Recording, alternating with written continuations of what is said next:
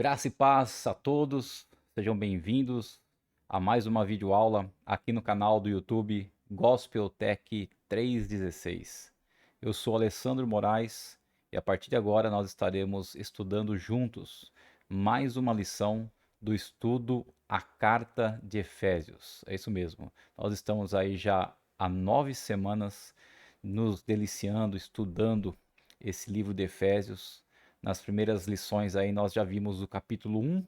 Semana passada, na lição 9, nós terminamos o capítulo 2. E hoje, que vai ser a lição número 10, a aula 10, que nós fomos vocacionados, iremos dar início ao capítulo 3 do livro de Efésios. O livro que o apóstolo Paulo escreveu à igreja em Éfeso. Bom, se você não viu as aulas anteriores, não perca mais tempo. Você acessando aí o canal Gospel Tech 316, indo nas playlists, você vai verificar que nós temos já alguns estudos completos, como por exemplo o estudo Alicerces Firmes, da criação até a crucificação de Cristo. Nós temos também aí o curso de Escatologia e agora esse terceiro curso, que é o livro de Efésios, estudo a carta de Efésios. Nós estamos aí no capítulo de número 3, ok, pessoal? Bom, como sempre, nós vamos estar orando para dar início à nossa aula de hoje e pedir que Deus esteja abrindo nossos corações, nossos olhos espirituais, para que possamos entender e compreender a palavra dele, que essa palavra possa ficar viva em nossas vidas, amém? Querido Deus e amado Pai, nós te louvamos, Senhor, nós te agradecemos por tudo que tu és, nosso Deus único e verdadeiro. Te louvamos, ó Pai, porque a cada dia, a cada momento da nossa vida, o Senhor tem derramado a tua graça, a tua misericórdia, teu perdão, o teu amor, ó Pai, sobre nós. O Senhor tem cuidado, Senhor, nos mínimos detalhes das nossas vidas, nossos afazeres, das nossas ações diárias, ó Deus, e tem nos livrado, ó Pai, de todo mal. Pai, que nesta lição de hoje, o Senhor venha com teu Santo Espírito sobre nossas vidas, ó Deus. O Senhor venha nos dar discernimento na tua palavra, Pai. O Senhor venha abrir nossos olhos e ouvidos espirituais para poder ver, ouvir e entender a tua palavra. E que a tua palavra fique gravado realmente em nossos corações para que possamos praticá-la, Senhor, no dia a dia das nossas vidas. Que possamos também ser exemplo, Senhor, para outras pessoas. Como o Senhor fala em tua palavra, devemos ser o sal da terra e a luz do mundo, aquele que faz a diferença nesse mundo, Pai, que estamos vivendo, ó Senhor. Pai, fica conosco. É o que nós te pedimos e agradecemos em nome de Jesus Cristo.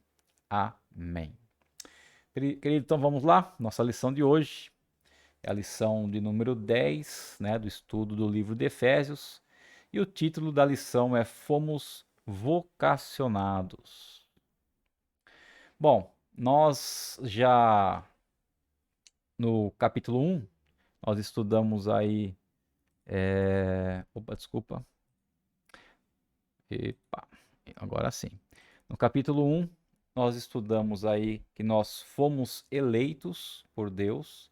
O capítulo 2 de Efésios, nós estudamos que nós fomos aproximados de Deus e do povo santo, do povo de Israel, que Paulo disse na última aula, como nós estudamos, a gente vai fazer uma recapitulação agora aqui, que Jesus, através do seu sacrifício, através dos seus ensinamentos, ele quebrou aquela barreira que separava os judeus dos gentios, ok? E hoje nós somos um povo só, tanto judeus como gentios, né? Os judeus que creem em Deus, somos a igreja do Senhor. E aqueles que ainda não creem, quando Cristo retornar, eles vão crer. Amém, queridos? Bom, então só relembrando um pouquinho, nossa última aula, que foi o final do capítulo 2 de Efésios, nós vimos o seguinte, que embora todos os seres humanos estivessem separados de Deus por causa do pecado, porque a gente sabe que o que separa o homem de Deus é o pecado, ok? Os gentios, quem são os gentios? Todos aqueles que não são judeus, são os gentios. Os gentios também estavam separados do povo de Deus. Mas Jesus Cristo destruiu essas duas inimizades. Então quer dizer, nós gentios antigamente estávamos separados de Deus por causa do pecado e separados do povo de Deus, os judeus, porque tinha uma inimizade entre um e outro. Os judeus, eles desprezavam os gentios, porque se consideravam melhores do que eles e diziam: nós temos a lei de Moisés e vocês não têm a lei. Bom, Jesus então era a única solução para anular a lei e substituí-la por aquilo que tanto judeus e gentios realmente necessitavam. O que esses dois povos realmente necessitavam? Da graça e do perdão de Deus. Então, dando a judeus e gentios a tolerância e o perdão, Jesus removeu todos os motivos para termos inimizade com os judeus. E através de Cristo, um novo e unificado relacionamento pôde ser construído, né? Pôde ser edificado, algo que jamais existiu antes. Então, a paz se torna presente em uma igreja quando as barreiras são derrubadas. E enfim se descobre o que significa ser uma unidade, um grupo de homens e mulheres que demonstrem a mesma graça, amor e perdão, que foi ensinado a eles por seu Senhor e Salvador, Jesus, né? Então nós vimos que a paz que nós lemos tanto na Bíblia não é algo simplesmente literal, mas a paz é algo prático. É algo que se conquista através do quê? Através dos ensinamentos de Jesus sobre as nossas vidas e nós colocarmos isso em prática de maneira inteligente, de maneira onde nós possamos, junto com um grupo de pessoas, ter um mesmo consenso, ter o mesmo objetivo. E quando um grupo tem o mesmo objetivo, aí sim se torna a paz, ok? E quando reconhecemos que estamos todos no mesmo nível perante Deus, aos pés da cruz, e que todos nós necessitamos da mesma graça e perdão, as inimizades também terminam, né? Quando não tem aquele negócio de um tá lá no pico do altar e o outro tá ali embaixo. Essa diferença, né? E inclusive diferenças sociais, diferenças raciais e assim por diante.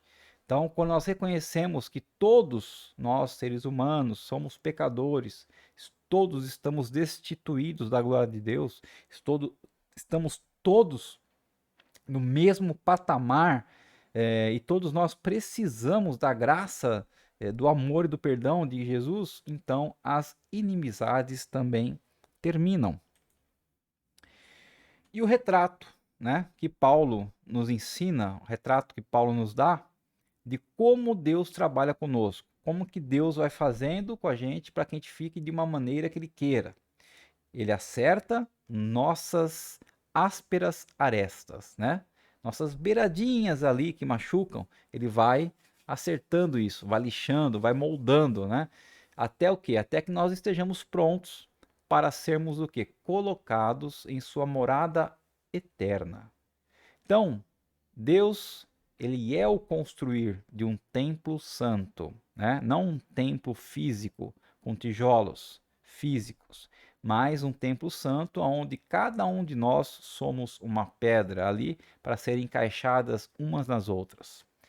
Então, um belo e magnífico edifício Deus constrói e nós somos os seus materiais de construção, seus blocos, suas pedras, né?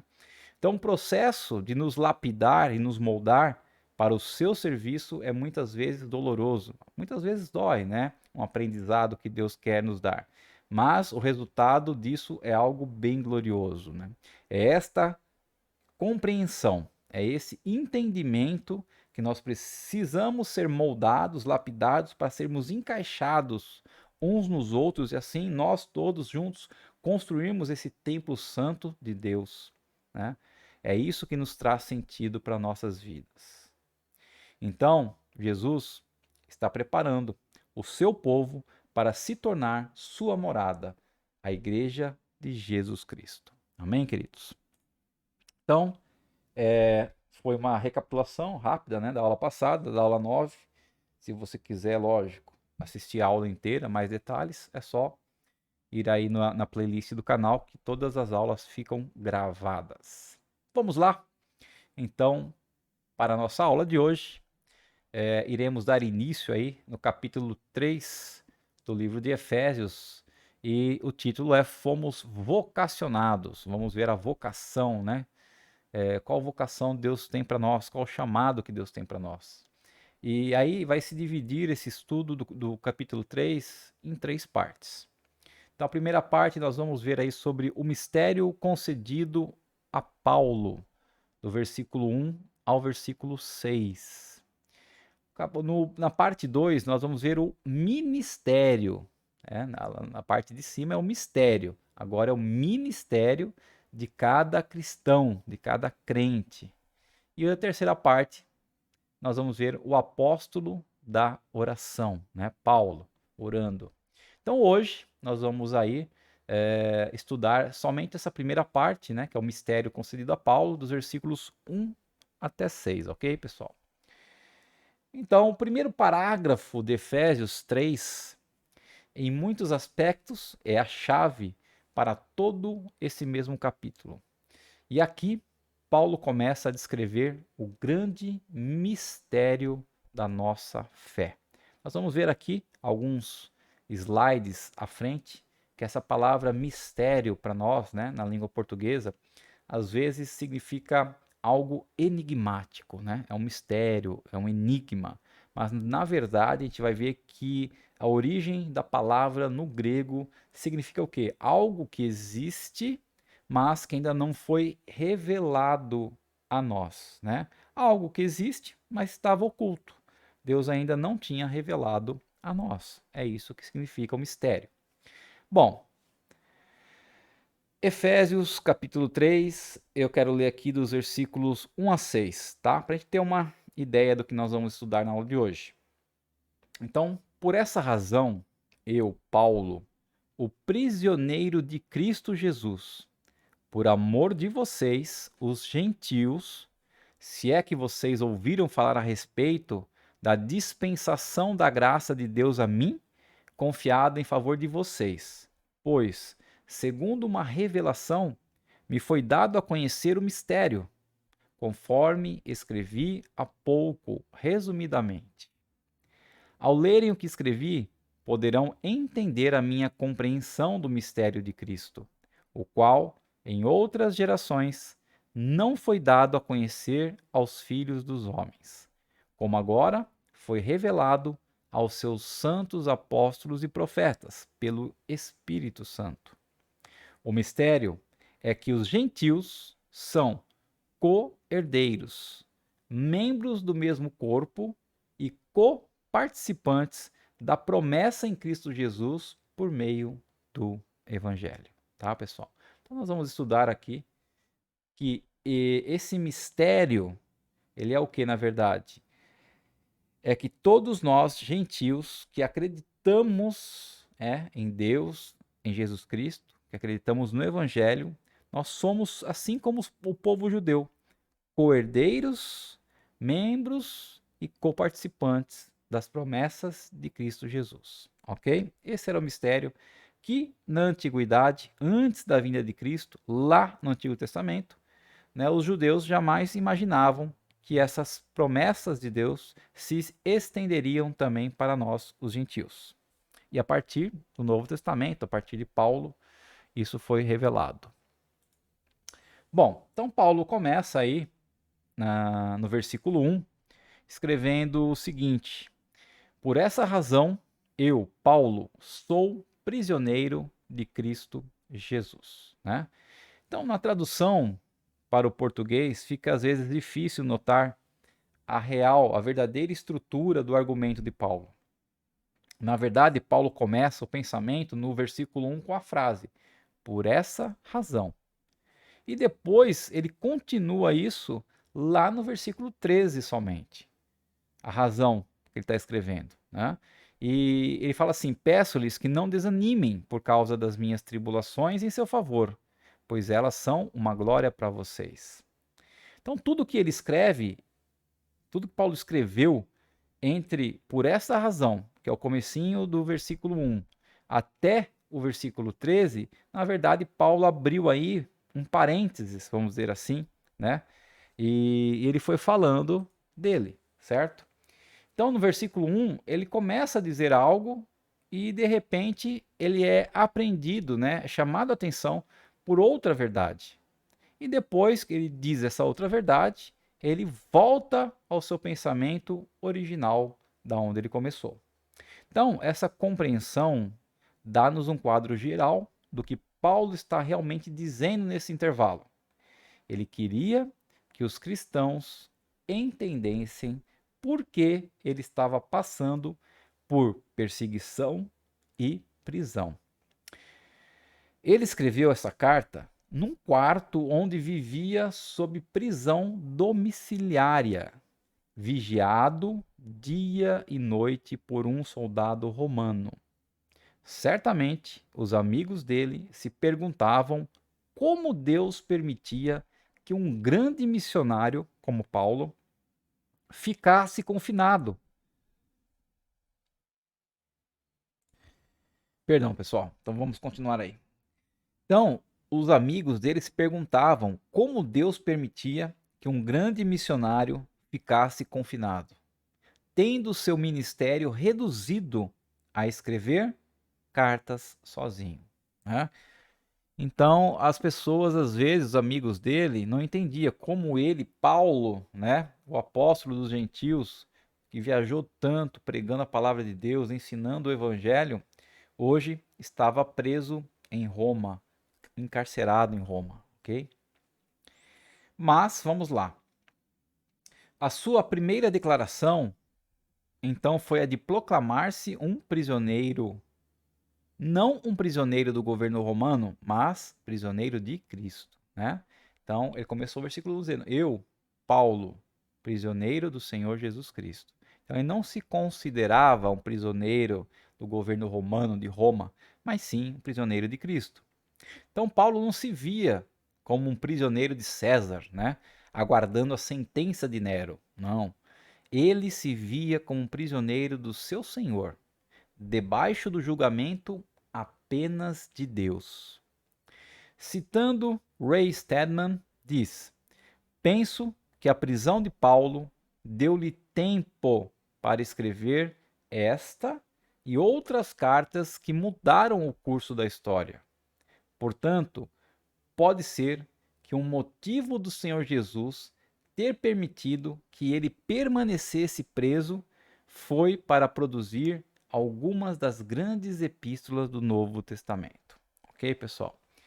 Então, muitos pensadores, né, assim como Ray Stedman, acredita que o fato de Deus ter permitido Paulo ficar esse tempo ali naquela prisão domiciliar foi para ele poder realmente escrever essas cartas às igrejas gentias, ok? E a segunda parte do versículo 1, né, que ele fala que ele está preso, é prisioneiro de Cristo, ele complementa dizendo que ele está preso por amor de vocês, gentios. Então, outro comentário aqui de John Stott diz o seguinte: o que levou Paulo à prisão em Jerusalém, à prisão em Cesareia, aos sucessivos julgamentos e ao apelo subsequente a César, e que acabou levando a Roma, foi a oposição fanática dos judeus à sua missão aos gentios. Então, os judeus, né, não gostavam de forma nenhuma de Paulo, porque considerava que ele não deveria estar fazendo todo o trabalho que ele estava com os gentios, né? Então, os judeus eram opostos, né, fanaticamente a tudo que Paulo estava fazendo. E Paulo sabia disso, mas era a missão de Paulo. Então, Lucas era o quê? Era um amigo médico de Paulo e companheiro de viagens também de Paulo. Então, estava com ele, Lucas estava com Paulo na ocasião e registrou fielmente os pormenores na narrativa de Atos, né? Então, nós consideramos que o livro de Atos dos Apóstolos foi escrito por Lucas, né, quando ele estava acompanhando o seu amigo Paulo na prisão. Bom, então, qual que é a revelação do mistério? Esse mistério que Paulo fala que foi revelado a ele por Jesus Cristo. Então, nós vamos ver isso no versículo 2 e 3 aí, do capítulo 3 de Efésios. Então, versículo 2 diz assim: Certamente vocês ouviram falar da responsabilidade imposta a mim em favor de vocês pela graça de Deus. Então, Paulo, sim, se considerava totalmente responsável por evangelizar os gentios. Então, Paulo queria também que os cristãos de Éfeso entendessem que ele estava passando por essas experiências, né, de prisão, disso, daquilo, porque Deus tinha lhe dado uma grande responsabilidade, a de ser um comissário da graça de Deus, ou seja, alguém que levava a graça de Deus para outros. Vamos ver uma declaração aqui que Paulo faz à igreja de Coríntios, né? Em 1 Coríntios, capítulo 4, versículo 1, que diz assim: Portanto, que todos nos considerem como servos de Cristo e encarregados dos mistérios de Deus, né? Então, ele era encarregado de proclamar esse mistério para os gentios. Então, Paulo está dizendo aqui que todos nós somos o quê? Mordomos. Mordomos é aquela pessoa que serve, né? Aquela pessoa que ajuda outros, dos mistérios de Deus. Você e eu. Nós recebemos o Evangelho, que nos permite resolver o enigma da nossa existência. Por que nós existimos? Não sabe o porquê você existe? Vamos estudar os Evangelhos que você vai conhecer.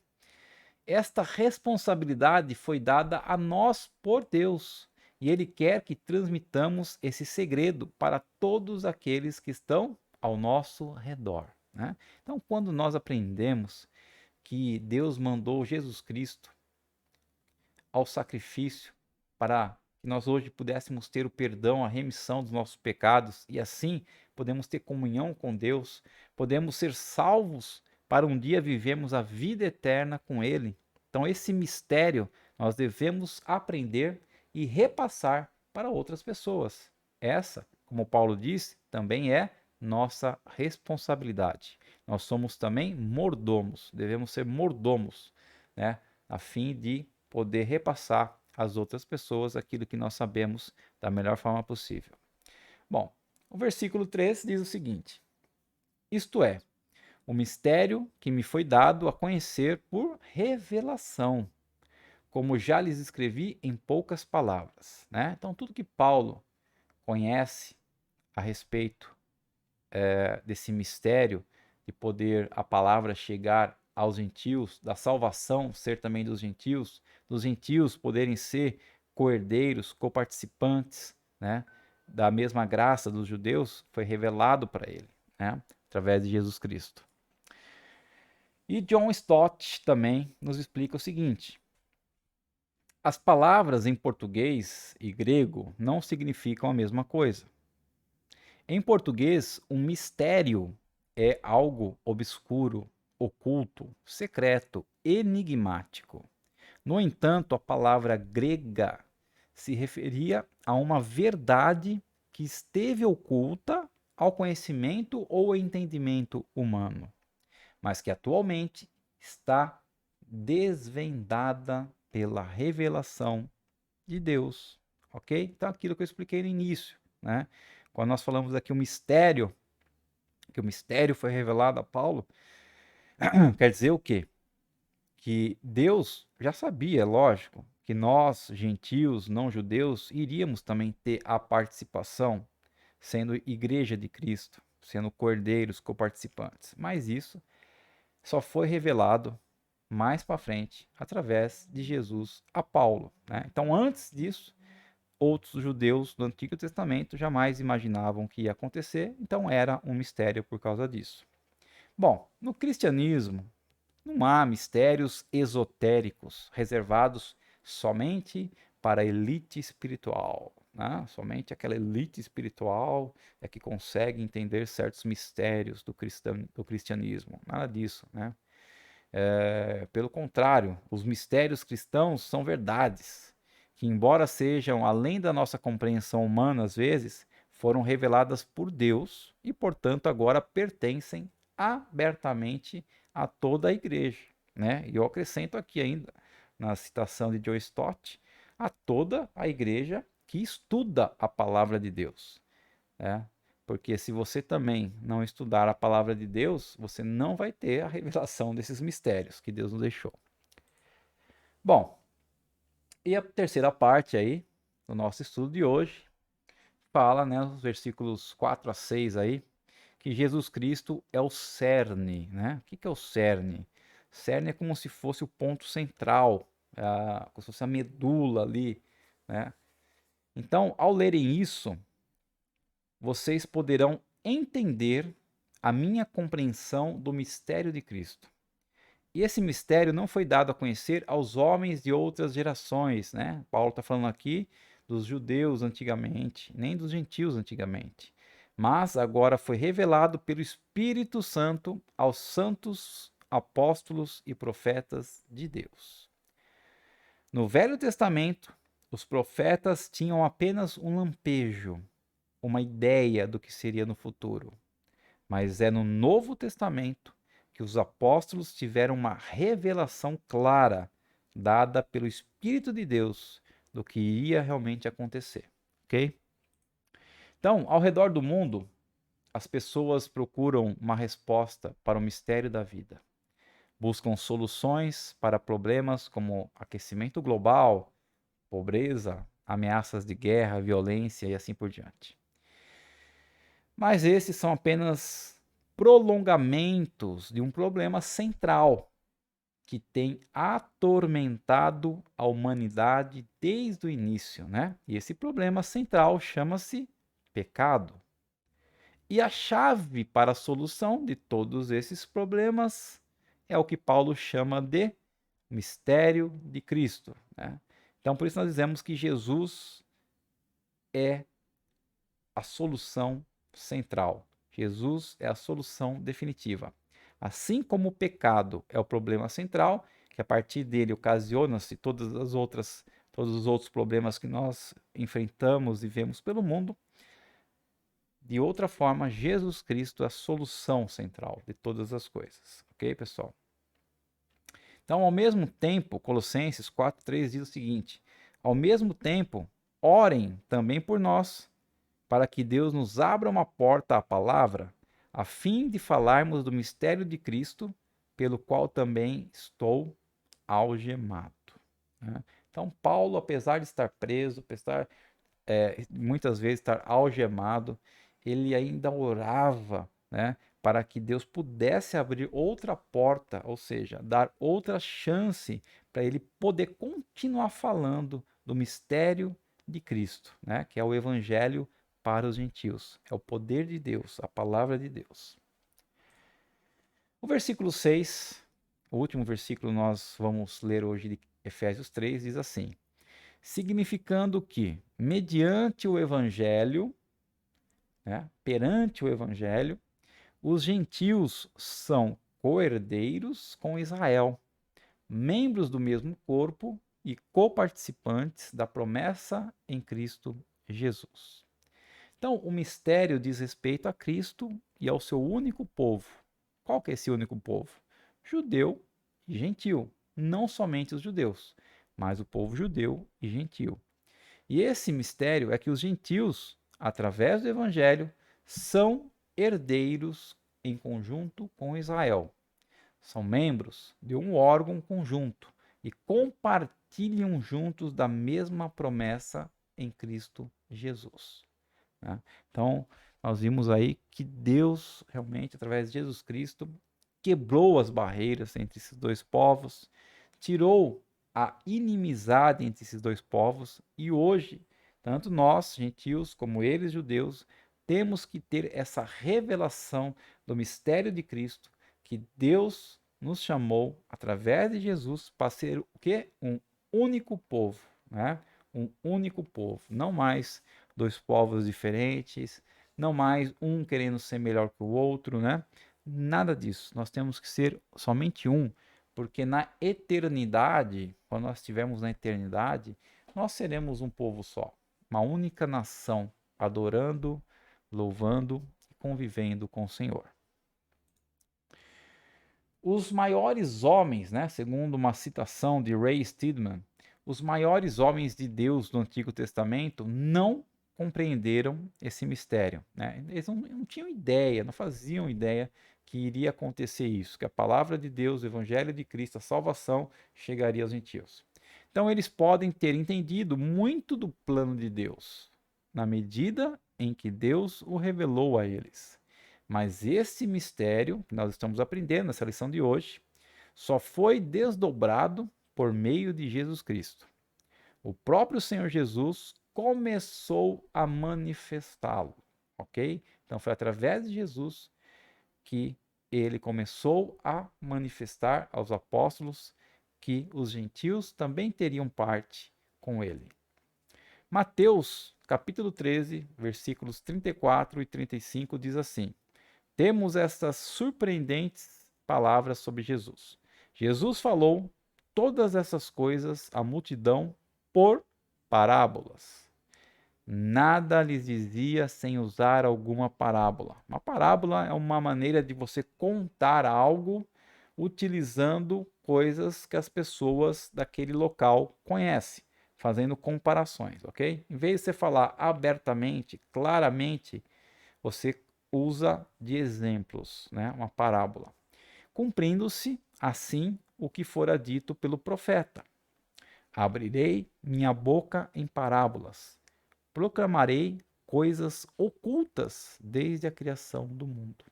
Então, desde a criação do mundo, Deus já tinha com ele esse plano do evangelho, da salvação, da graça chegar também a todos os povos, né? Não somente aos judeus, mas todos nós gentios. E isso começou através de Jesus. Bom, desde o início, Deus preparou a humanidade para a revelação deste presente secreto, né? Algo que estava oculto, através de rituais e símbolos do Antigo Testamento, a lei e os sacrifícios, o que ajudou a humanidade a compreender que todo ser humano tem algo de errado em sua essência.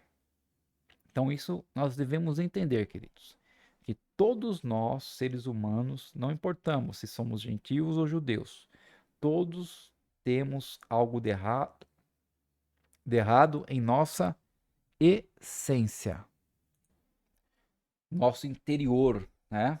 Tanto os judeus, que aprenderam isso através das leis de Moisés, através dos sacrifícios que eles tinham que fazer, como nós aprendemos hoje através do Evangelho, né? E mesmo assim, Deus não tinha revelado plenamente esse mistério.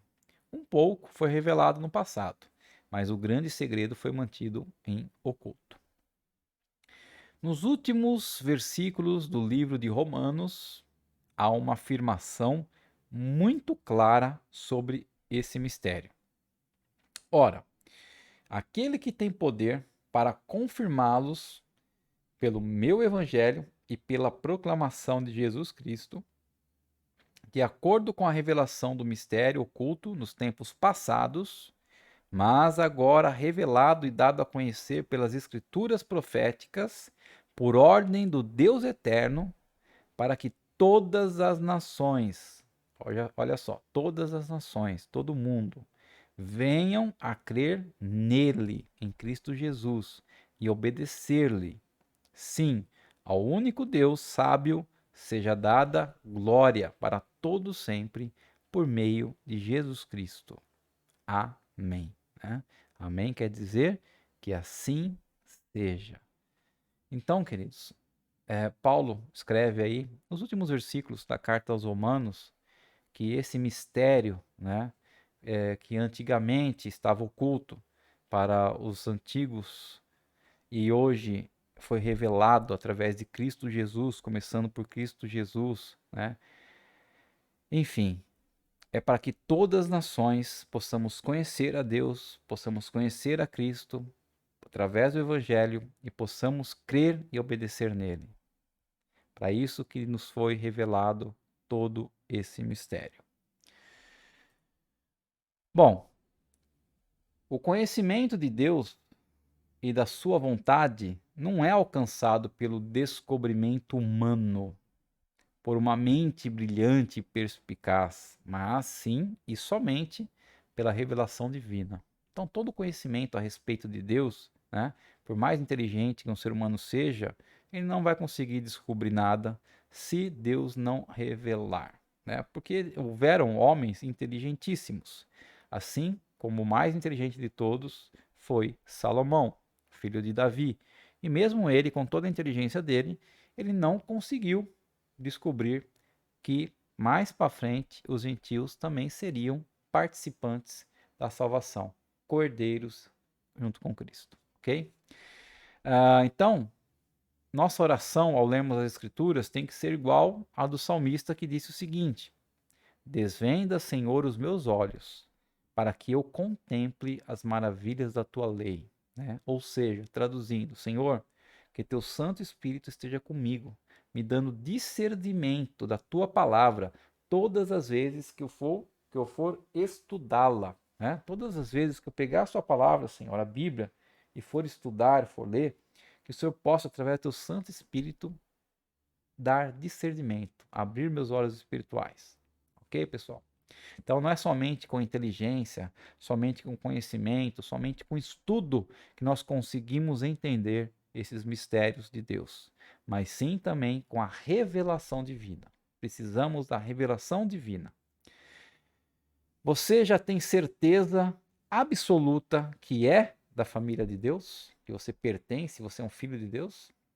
Nem todos são filhos de Deus, né? Há uma verdade que muitas pessoas não gostam de ouvir. Mas todos nós somos inicialmente criaturas de Deus, ou seja, Deus nos criou, então somos criaturas. Mas somente aqueles que foram alcançados pela maravilhosa graça de Deus são realmente filhos de Deus, né? Então todos são criaturas, mas aqueles que são alcançados pela graça de Deus e são transformados, esses são então agora também chamados filhos de Deus. Como está, né? Em João, capítulo 1, Evangelho de João, capítulo 1, versículos 11 e 12, que diz assim: Jesus veio para o que era seu, para o seu povo, e os seus, os judeus, os israelitas, não o receberam. Mas a todos quantos o receberam, ou seja, todos aqueles que acreditaram, creram em Cristo Jesus, deu-lhes o poder de serem feitos filhos de Deus, a saber, aos que creem no seu nome. Então, todos aqueles que creem em Cristo são filhos de Deus. As pessoas que não creem em Cristo, não creem na palavra de Deus, no Evangelho, são criaturas de Deus. Ok, pessoal?